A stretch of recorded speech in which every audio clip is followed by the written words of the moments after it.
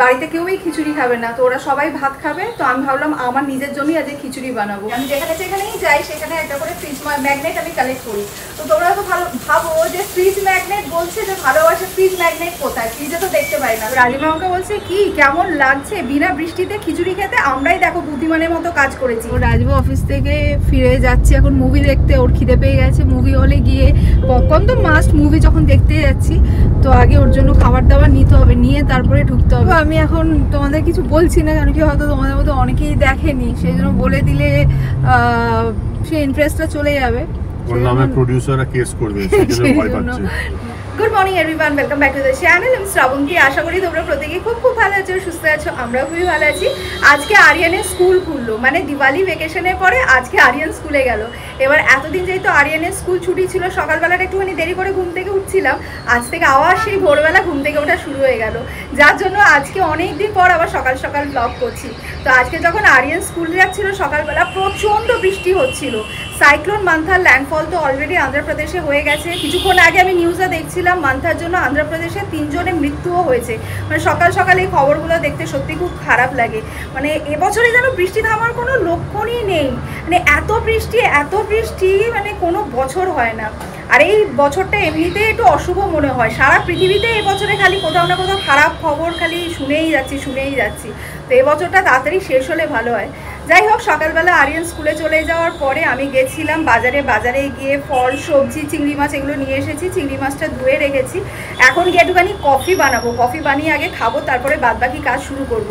তো সকালবেলা যখন আরিয়ান স্কুলে যাচ্ছিলো তখন তো প্রচণ্ড বৃষ্টি হচ্ছিলো। এই কিছুক্ষণ হলো বৃষ্টিটা একটুখানি থেমেছে, বাট আকাশের যে অবস্থা দেখে মনেই হচ্ছে আজ সারাদিন বৃষ্টি হবে।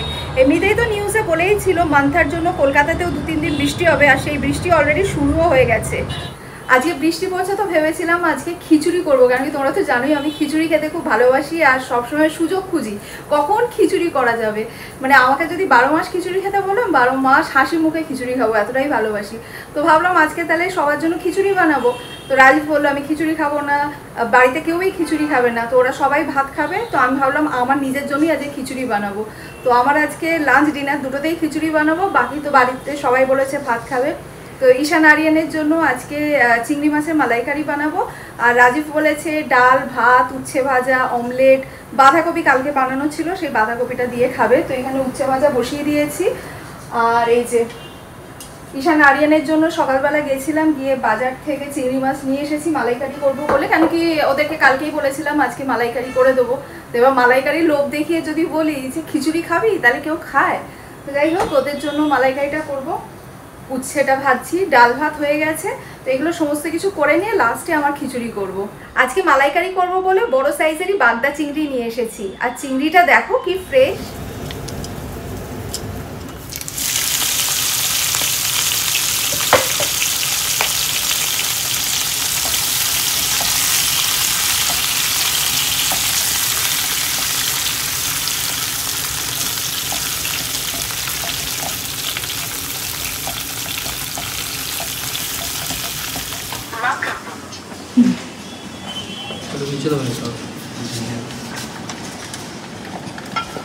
চিংড়ি মাছের মালাইকারি তো বানাবো বললাম, তো মালাইকারি বানাতে গিয়ে দেখি যে আসল জিনিসটাই নেই, মানে যে নারকেলের দুধ সেটা নেই। তো আমি ব্লিঙ্কিটে অর্ডার দিয়েছিলাম, এক্ষুনি দিয়ে গেল ওরা। এই যে নারকেলের দুধ, তো শুধু তো কোকোনাট মিল্ক অর্ডার করা যায় না, সাথে আরও কয়েকটা জিনিস অর্ডার করেছিলাম, তো সেগুলো এসে গেছে। এই যে hot and sweet tomato ketchup, ঘিটাও কালকে আনাতে হতো তো ভাবলাম আজকেই আনিয়ে নিই। ঘি, চিজ আর এই যে মটর ঘুগনির জন্য, তো এগুলোই আনিয়েছি আর কি। যাই হোক চলো আগে বানিয়ে নিই। মাছগুলো ভেজে নিয়েছি, এবার মশলাটাও রেডি করে নিয়েছি, এবার ফাটাফাট মালাইকারিটা বানিয়ে নিই। তোমাদের হয়তো আমি অনেকবার ব্লগে বলেছি যে আমার কিন্তু ফ্রিজ ম্যাগনেট কালেক্ট করতে খুব ভালো লাগে। আমি যেখানেই যাই সেখানে একটা করে ফ্রিজ ম্যাগনেট আমি কালেক্ট করি। তো তোমরা তো ভাবো যে ফ্রিজ ম্যাগনেট বলছে যে ভালোবাসে, ফ্রিজ ম্যাগনেট কোথায়? ফ্রিজে তো দেখতে পাই না। হ্যাঁ সত্যি, তোমরা ফ্রিজের একদম ফ্রন্ট সাইডে ফ্রিজ ম্যাগনেট দেখতে পাও না ঠিকই, কেন কি এই যে দুটো ফ্রিজ দেখছো না সামনে পুরো গ্লাস বডি, তার জন্য ম্যাগনেটগুলো আটকানো যায় না, ম্যাগনেট লাগালেই খুলে পড়ে যায়। তো আমি কি করেছি, তো ম্যাগনেটগুলো একদম ফ্রিজের সাইডে লাগিয়েছি। এই ফ্রিজের সাইডেও দেখো পরপর অনেকগুলো ম্যাগনেট আছে, ওই ফ্রিজের সাইডে ভর্তি ম্যাগনেট লাগিয়ে রেখেছি। তো আমি এই যখন লন্ডনে গেছিলাম, লন্ডন থেকে এরকম ফ্রিজ ম্যাগনেট নিয়ে এসেছি। এগুলো আর কি ওপেনার, এরকম আছে, এগুলো আছে লন্ডনের টেলিফোন বুথ।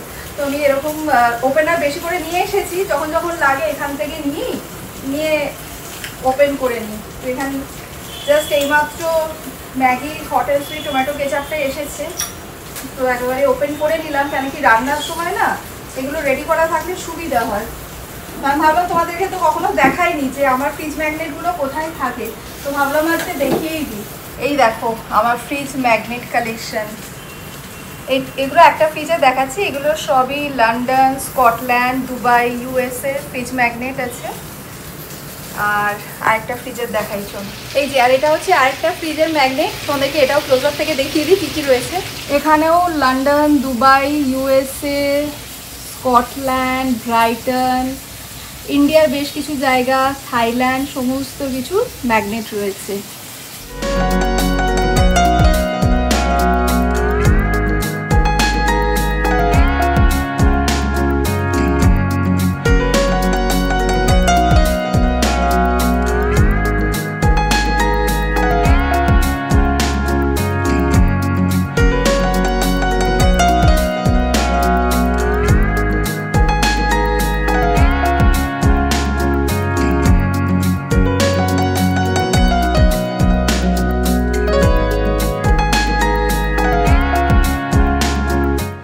চিংড়ি মাছের মালাইকারি হয়ে গেছে। চিংড়ি মাছের মালাইকারি যখন করছিলাম এই পাশে খিচুড়িটাও বসিয়ে দিয়েছিলাম, খিচুড়িটাও হয়ে গেছে।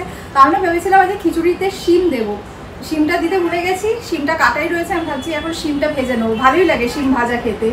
তো অল্প খিচুড়ি তো বেশিক্ষণ সময় লাগেনি, আমার মতো খিচুড়ি হয়ে গেছে। তো রান্নাবান্না ডান, জাস্ট যখন লাঞ্চটা করব তার আগে আগে অমলেট করে নেবো, মানে খিচুড়ি, শিম ভাজা আর তার সাথে অমলেট। চিংড়ি মাছের মালাইকারি রেডি।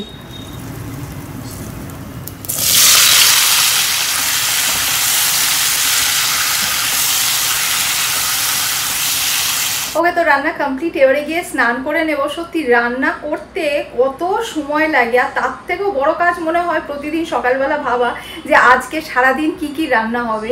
যাই হোক, করতে যত সময় লাগে খেতে বসলে তো ফটাফট শেষ। তখন মনে বাবা কতক্ষণ ধরে জোয়ার জান্তি করলাম, রান্না করলাম, আর খেতে বসলাম আর শেষ, মানে পেট পুজো শেষ।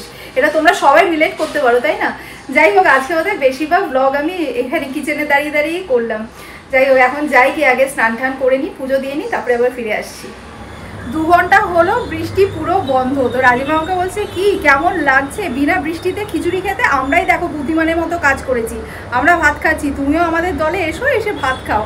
তার বললাম যে আমার খিচুড়ি খাওয়ার জন্য কোনো কারণ লাগে না, আমি কারণ অকারণে খিচুড়ি খেতে পারি। যাই হোক, ভেবেছিলাম যখন খিচুড়ি খাবো ঝমঝমিয়ে বৃষ্টি পড়বে, যেহেতু আজ সারাদিন বৃষ্টি হওয়ার কথা, বাট বৃষ্টি তো বন্ধ হয়ে গেছে, 2 ঘন্টা হলো। ঠিক আছে, কোনো ব্যাপার না, গিয়ে অমলেটটা বানিয়ে নিই, তারপর লাঞ্চ করতে বসে যাবো।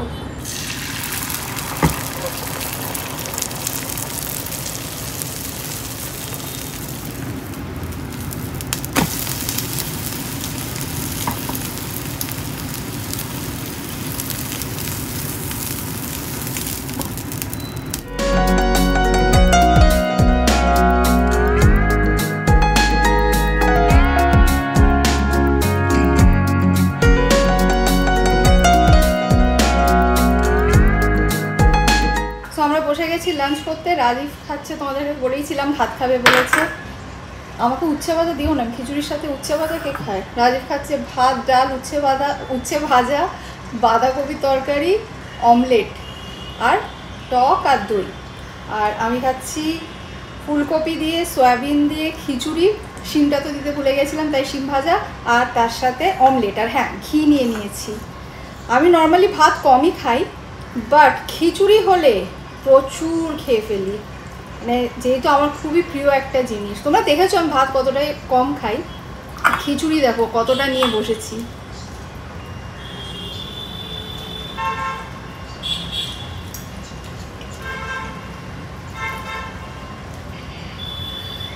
অমৃত। Bye by.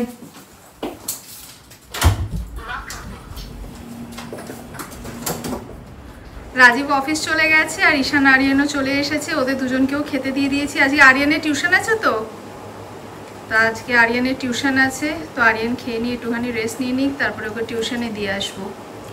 আয়ুষ্মান খুরানা আর রশ্মিকা মান্দানা ঠামা বলে যে মুভিটা এসছে, ওই মুভিটা আমার কালকে দেখার ভীষণ ইচ্ছে ছিল, বাট কালকে রাজীবের একটা কাজ পড়ে গেছিলো, সেজন্য কালকে আর দেখতে যাওয়া হয়নি।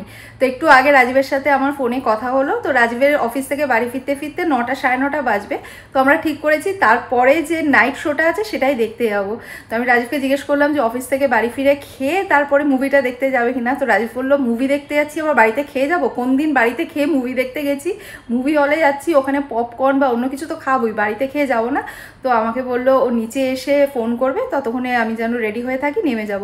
যাই হোক, এখন ঈশান আরিয়ানকে ডিনারটা দিয়ে আমিও চট করে রেডি হয়ে নিই। সো আমরা বেরিয়ে পড়েছি ঠামা দেখতে। রাজীবের যদিও ঠামা মুভিটা দেখার খুব একটা ইচ্ছে ছিল না, আমার পাল্লায় পড়েই যাচ্ছে। আসার সময় রাজীব ঈশান আরিয়ানকে বললো কিরে তোরা যাবি, সঙ্গে সঙ্গে না করে দিল, বললো এরকম টাইপের মুভি তো দেখবোই না। আমারও যে খুব একটা ভালো লাগে এরকম সুপার ন্যাচারাল টাইপের মুভি সেটা নয়, কিন্তু কয়েকটা রিভিউ দেখলাম ভালো রয়েছে, প্লাস আয়ুষ্মান খুরানা তো রিসেন্টলি ভালো ভালো মুভি করছে, তো সেই জন্য মনে হলো এই মুভিটা ভালো হলেও হতে পারে।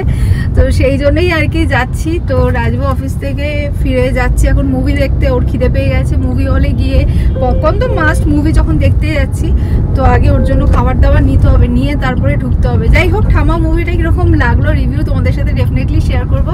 আমি জানি অনেকেই হয়তো ইন্টারেস্টেড নো এই মুভি রিভিউটার জন্য, বা ঠিক আছে আমি তো প্রতিবারই শেয়ার করি, তাই এবারেও শেয়ার করে দেবো। রাজীব এখানে ঠামার টিকিটটা কাটছে, এবারে আর আগের থেকে টিকিট বুক করে আসেনি, কেন কি জানি এসে এখানে ঠামার টিকিট পেয়ে যাবো। এখন স্বার্থপর পুরো হাউসফুল যাচ্ছে, তো আমার ভীষণ ইচ্ছে এর মধ্যে স্বার্থপর মুভিটাও দেখবো। যাই হোক, এখানে হয়ে এসছে রাজীবের, একদিক দিয়ে ভালো, কোনো কিউ নেই। তো রাজীব এখানে একাই রয়েছে আর কি টিকিটটা কাটার জন্য। যাই হোক, টিকিটটা কেটে নিক, তারপরে ভেতরে যাবো। তো আমরা এসে আমাদের এখানে খাবারের অর্ডার প্লেস করে দিয়েছি। আজকে আর পপকর্ন খেতে ইচ্ছা করছে না, আজকে পিৎজা বলেছি, পিৎজার সাথে কোল্ড ড্রিঙ্কস। তো পিৎজাটা এখন বানাচ্ছে, এখন আমাদের হাতে টাইম আছে। আজকে আমরা একটু বিফোর টাইমই চলে এসেছি, যেহেতু মুভির টিকিট কাটার ছিল। তো এখন মোটামুটি 15-20 মিনিটস টাইম আছে, তার মধ্যে পিৎজাটাও হয়ে যাবে, ওটা নিয়ে একেবারে ঢুকবো।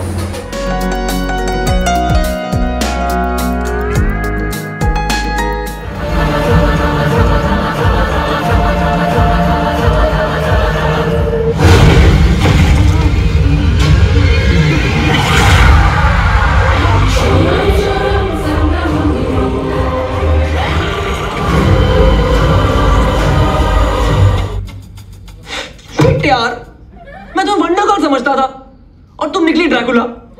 ड्रैकुला? वो कौन है? ड्रैकुला नहीं जानती, उसके कॉलर ऊपर होते हैं, दांत बाहर होते हैं, ऐसे करके चलते हैं। मतलब तुम्हारे ही कोई रिश्तेदार होंगे, तुम्हें नहीं पता होगा, लेकिन तुम्हारे चाचा मामा ताए ही होंगे। সো মুভিটা দেখে আমরা আমাদের বাড়ির দিকে রওনা দিয়ে দিয়েছি। মুভিটার মধ্যে ভরপুর এন্টারটেনমেন্ট আছে, এন্টারটেনমেন্ট অ্যান্ড এন্টারটেনমেন্ট। সেকেন্ড হাফটাই টুইস্ট আছে। আমার মুভিটা খারাপ লাগেনি, ভালোই লেগেছে। তোমার কেমন লেগেছে বলো, তোমার কেমন লেগেছে বলো। খুব ভালো। আরে সিরিয়াসলি বলো, যেটা লেগেছে সেটা বলো। এখন এইসব তো সিনেমা পছন্দ হচ্ছে লোকে, তাই ঠিকই আছে, ভালোই লেগেছে নিশ্চয়ই। হ্যাঁ, যাই হোক, আমি এখন তোমাদের কিছু বলছি না, কারণ কি হয়তো তোমাদের মধ্যে অনেকেই দেখেনি, সেই জন্য বলে দিলে সেই ইন্টারেস্টটা চলে যাবে। ওর নামে প্রোডিউসাররা কেস করবে, সেজন্য ভয় পাচ্ছে। না বলাই ভালো। তো যাই হোক, ঠিক খুব একটা খারাপ আমার লাগেনি আর কি। প্রচুর অ্যাকচুয়ালি এটা কি বলে দিচ্ছে এরকম, আগে এই টাইপের সিনেমা নরমালি হলিউডে খুব হতো, কিন্তু এটা এখন ইন্ডিয়াতে ট্রেন্ড হচ্ছে। যেমন ওই ভেরিয়া, তারপরে স্ত্রী, এই টাইপের সব সিনেমা যেগুলো হচ্ছে এগুলো খুব সাকসেসফুল হচ্ছে, তারপরে অডিয়েন্সের ভালো লাগছে। বাট অনেক এদের ভিএফএক্স বা এগুলো খুবই ভালো করেছে, ডেফিনেটলি খুব হাইফাই সিনেমা করেছে আর কি, হাইটেক সিনেমা করেছে, কিন্তু বাচ্চাদের ভালো লাগবে ডেফিনেটলি। প্রচুর প্রচুর নাচ গান আছে, প্রচুর গান আছে, মানে একটা শেষ হচ্ছে তো আরেকটা শুরু হচ্ছে, একটা শেষ হচ্ছে তো আরেকটা শুরু হচ্ছে, এরকম আর কি। যাই হোক, আমাদের কেমন কি লাগলো তোমাদের সাথে ফিডব্যাকটা শেয়ার করলাম। এখন বেজে গেছে রাত 1টা, এবারে বাড়ি যাচ্ছি। তো চলো, ব্লগটা অনেকক্ষণ শুরু করেছি, এবার আজ ব্লগটা এখানেই এন্ড করছি। যদি আজ ব্লগটা তোমাদের ভালো লেগে থাকে, লাইক করো, কমেন্ট করো, ফ্রেন্ডস অ্যান্ড ফ্যামিলি সকলের সাথে শেয়ার করো, আর স্মাইলি স্ট্রাবসের ফেসবুক পেজটাও প্লিজ ফলো করে নিও। Thanks for watching and by.